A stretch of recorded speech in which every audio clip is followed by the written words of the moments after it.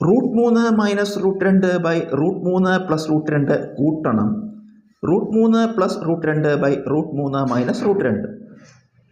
നമുക്കിവിടെ ആദ്യത്തേൻ്റെ മാത്രം ഉത്തരം ആദ്യം കണ്ടുപിടിക്കുക. ആദ്യത്തേൻ്റെ മാത്രം, അതായത് √3 മൈനസ് √2 ബൈ √3 പ്ലസ് √2. ഇത് കണ്ടുപിടിക്കാൻ ഒരു എളുപ്പ വഴിയുണ്ട്.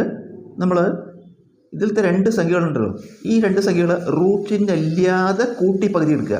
ഈ രണ്ട് സംഖ്യകൾ റൂട്ട് ചിഹ്നം ഇല്ലാതെ കൂട്ടി പകുതി എടുക്കുക. അപ്പോൾ 3ഉം 2ഉം 5/2 2.5.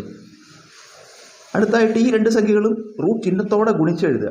ഈ രണ്ട് സംഖ്യകളും റൂട്ട് ചിഹ്നത്തോടെ ഗുണിച്ചെഴുതുക. √3 × √2 √6. അടുത്തായിട്ട് ഈ രണ്ട് സംഖ്യകളും കൂടി റൂട്ട് ചിഹ്നം ഇല്ലാതെ കുറച്ച് പകുതി എടുക്കുക. ഈ രണ്ട് സംഖ്യകൾ റൂട്ട് ചിഹ്നം ഇല്ലാതെ കുറച്ച് പകുതി എടുക്കുക. അപ്പോൾ 3 - 2/2 1/2 0.5.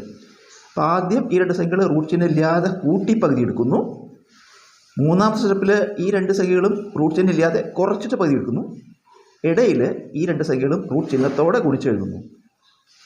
ഇനി ഇതിൻ്റെ ഉത്തരം കാണാൻ നമ്മൾ ഒന്നാമത്തെ ഉത്തരത്തിൽ നിന്ന് രണ്ടാമത്തെ ഉത്തരം കുറച്ചിട്ട് മൂന്നാമത്തെ ഉത്തരം കൊണ്ട് ഹരിക്കണം. ഈ മൈനസ് ചിഹ്നം വരാൻ കാരണം ഇവിടെ അംശത്തിൽ മൈനസ് ചിഹ്നമാണ്. ഇത് പ്ലസ് വരുമ്പോൾ നമ്മളിവിടെ പ്ലസ് ആക്കണം. അപ്പോൾ ഇതിൽ വില കൊടുക്കുമ്പോൾ എന്താ, ഒന്നാമത്തെ ഉത്തരം എന്താ 2.5 കുറയ്ക്കണം. രണ്ടാമത്തെ ഉത്തരം √6 ബൈ മൂന്നാമത്തെ ഉത്തരം 0.5. അപ്പോൾ അതവിടെ ഇരിക്കട്ടെ. നമ്മളിതിൻ്റെ ഉത്തരം കണ്ടുപിടിച്ചു.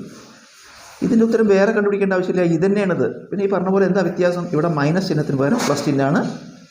അപ്പോൾ നമുക്ക് ഈ 1 - 2/3 എന്നുള്ളത് എന്ത് വരും, 1 + 2/3 എന്ന് വരും. വില കൊടുക്കുക 2.5 കൂട്ടണം √6 ബൈ മൂന്നാമത്തെ ഉത്തരം 0.5. ഇപ്പം നമ്മൾ രണ്ടിൻ്റെ ഉത്തരം കണ്ടു. ഇനി എന്ത് ചെയ്യണം, ഈ രണ്ടും കൂടി കൂട്ടണം. അപ്പോൾ ഇതെഴുതി 2.5 - √6 ബൈ 0.5 കൂട്ടണം 2.5 പ്ലസ് √6 ബൈ 0.5.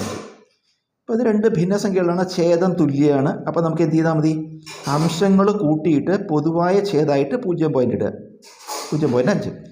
അംശങ്ങൾ കൂട്ടുക 2.5 minus √6 plus 2.5 plus √6 whole divided by 0.5.